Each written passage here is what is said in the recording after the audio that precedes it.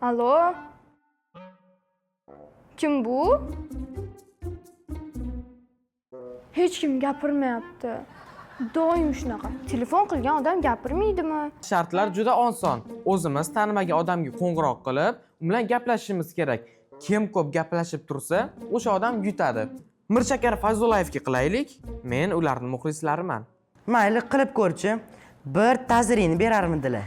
Aqloy ko'rsatuvdan bezovta qilyotuvdi. Xo'p, birinchi savol. Nechinchi yil tug'ilgansiz?